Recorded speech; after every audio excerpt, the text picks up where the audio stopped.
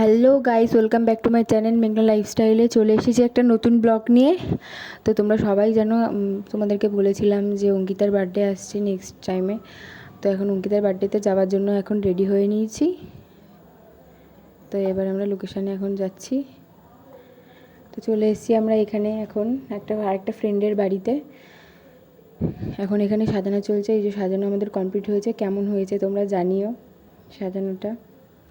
তো সবাই আমরা বসে বসে একটু রেস্ট নিচ্ছিলাম। সাজানো গোছানোর পরে বার্থডে গার্ল ততক্ষণ রেডি হচ্ছিল। তো আজকে আরেকটাও ভাইয়ের বার্থডে ছিল, তো ভাই আর বোন দুজনকে একসাথেই কেক কাটিয়ে দিলাম। এবার মুখে স্নো ছোড়াছুড়ি চলছে গাইস।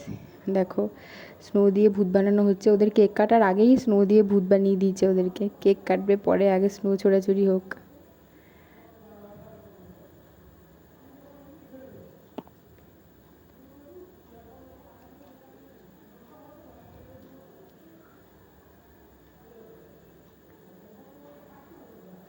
এবার মাথায় ডিম ফাটানোর বাড়ি। অঙ্কিতারটা কমপ্লিট হয়ে গেছে ফাটানো। এবার যতীনের বাড়ি। যতীনের মাথায় এবার ডিম ফাটিয়ে নিল। এবার অঙ্কিতার মাথায় ডিম ফাটিয়ে দেওয়ার পর গাইস, এবার অঙ্কিতা এসে মাথার ডিমটা আমার জামার মধ্যে মুছে দিয়েছে। পুরো সারা গায়ে আষ্টগন্ধ হয়ে গেছে। এবার যতীনের মাথায় ডিম ফাটাচ্ছে।